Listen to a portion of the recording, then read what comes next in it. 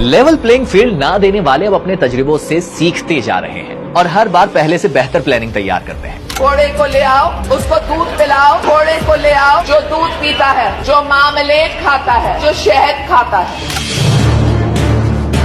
सुर्ख लिबास, सफेद स्कार, खतरे और अमन के अलामती रंग जेबतन की हुई बेनजीर किन घोड़ों का जिक्र कर रही हैं? पीटीवी के साबिक डायरेक्टर न्यूज खालिक सरगाना लिखते हैं कि बेनजीर के वजीर आजम हाउस छोड़ जाने के बाद आए निगरां वजीर आजम मलिक महराज खालिद। उन्होंने उस वक्त के director news PTV Habibullah Farooqui को हुक्म दिया कि वजीर आजम हाउस में मौजूद घोड़ों के अस्तबल शूट करें, जिन्होंने इस काम के लिए खालिक सरगाना को वजीर आजम हाउस भेजा, जहां महंगे तरीन घोड़ों का एक अस्तबल था।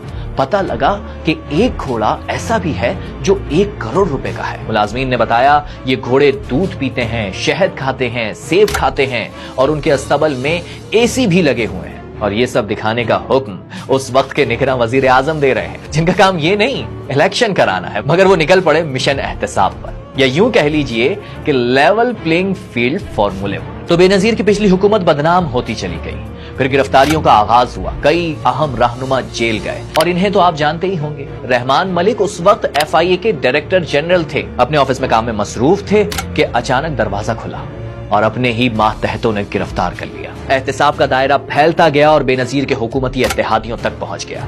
मौलाना फजल रहमान पर इल्जाम लगा कि उन्होंने डीजल के परमिट में कमीशन खाया है और ये ताना आज तक उन्हें मिलता है। बहरहाल 1997 के इलेक्शन से पहले बेनजीर इंतखाबी मुहिम में नहीं बल्कि एहतसाब से बचने के लिए अपने दिफा में मसरूफ नजर आई। इलेक्शन में क्या होने वाला है उन्हें शायद अंदाजा भी नहीं था।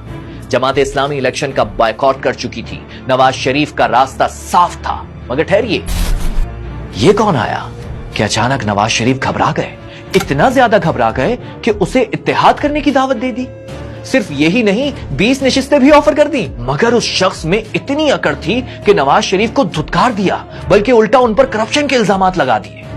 वो कोई और नहीं, वर्ल्ड कप जीत कर आने वाला इमरान खान था। जी हां, ये था इमरान खान का पहला इलेक्शन और तब से उनका यही मंशूर था कि करप्ट को लटकाना है। वो बात अलग है कि खुद उनकी हुकूमत में कोई करप्ट नहीं लटकाया गया। इमरान खान ने अपनी इलेक्शन कैंपेन का आगाज इस नारे के साथ किया, नए चेहरे, नया निजाम, इख्तिदार में अवाम। क्या आप जानते हैं कि उस वक्त इमरान खान का इंतखाबी निशान क्या था?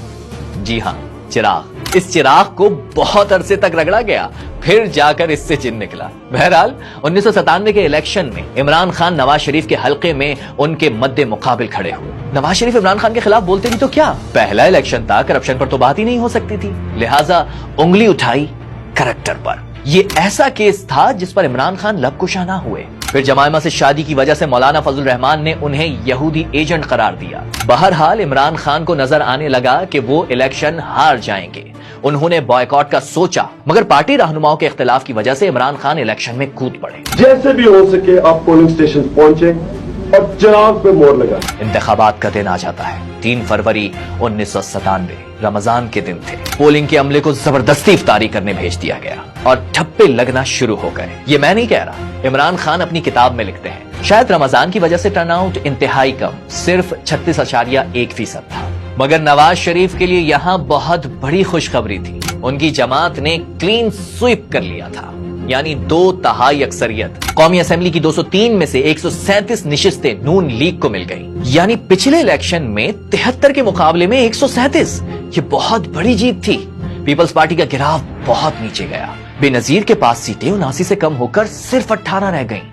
इमरान खान कोई सीट नहीं जीत सके और उन्होंने बेनजीर के साथ मिलकर नवाज शरीफ पर धांधली के इल्जामात लगाना शुरू कर दिए। बहरहाल अब नवाज शरीफ के पास बड़ी अक्सरियत थी, उन्हें कानून साजी में कोई मुश्किल नहीं थी, इसलिए उन्होंने पहला वार किया सदर की कुर्सी पर। उन्होंने 58(2)B का खात्मा कर दिया, यानी सदर के पास वजीर आजम को घर भेजने का इख्तियार खत्म हो गया। नवाज शरीफ का अगला हदफ था अपनी सबसे बड़ी मुखालिफ बेनजीर से निपटना। उसके लिए नैब को बेनजीर और जरदारी के पीछे लगा दिया। जरदारी जेल गए और बेनजीर तीनों बच्चों समेत मुल्क से बाहर।